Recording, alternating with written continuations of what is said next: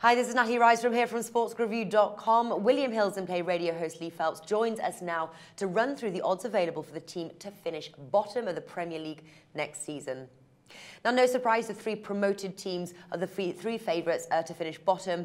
Would you say it's between them, or should we consider another team? Well, I mean, the prices make you think that, that it is those three, and as usual, the three teams who come up will be the three favourites for relegation. So you have to look at them first, don't you?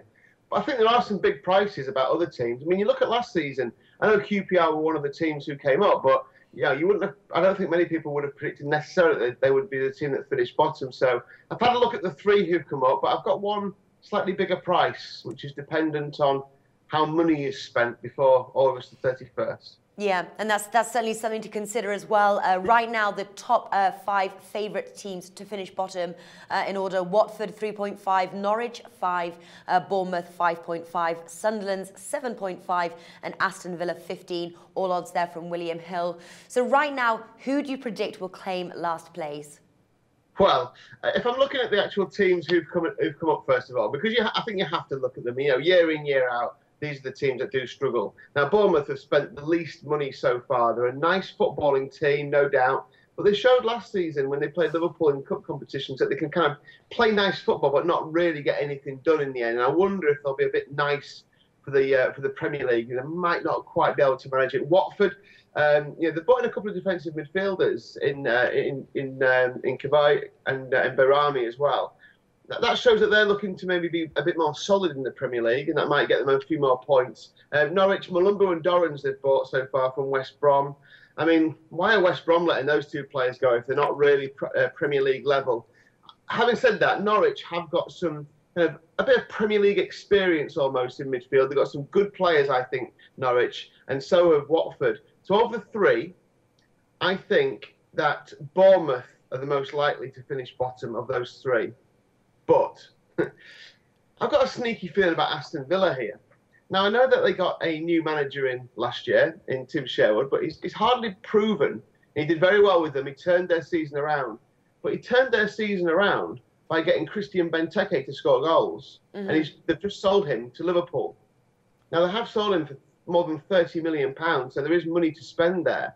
I just wonder what kind of player they're going to bring in his place.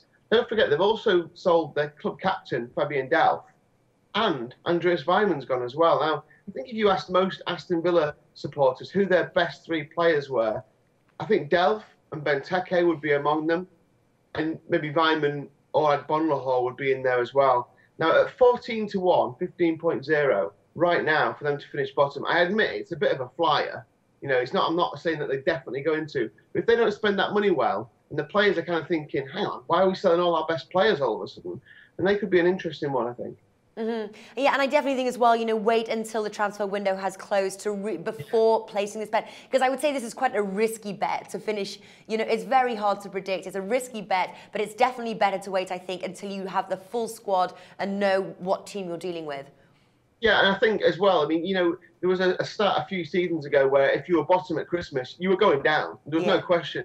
But you look at that, that's been debunked a little bit recently, hasn't it? I mean, think about Crystal Palace the season before last, when they were gone. They were a really short price to be gone. And new manager comes in. Pulis came in and he resurrected their season. Leicester, everyone thought they were gone. Suddenly they get a bit of an upturn in form and they can rescue a season. So don't be. I think that is a really good thing to look at. The other way of looking at this, Natalie, is let's say you go with Aston Villa, and you look at their first 6 fixtures of the season.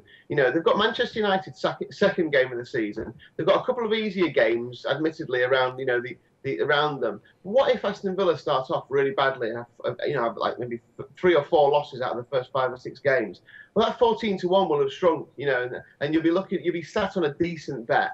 So maybe look at a bigger team. I mean, Leicester are 14 to 1. Have they really changed that much from last season? They've got a new manager, but they haven't got Estienne Cambiasso, who was a major force in the dressing room and on the pitch. So you wonder about some of these teams at bigger prices. Should they really be, I mean, why are Leicester 14 to 1 when, some of the teams who are coming up are priced at 4 to 1 and 5 to 2? So, yeah, I think it's well worth looking at one of the bigger prices, looking at the early season fixtures, look who they've signed, And then, when you get towards the end of August, then I think you could be starting to, see who they're going to get in and making some bets then. Yeah, well, great advice, Lee Phelps. Thank you for joining us today. Pleasure.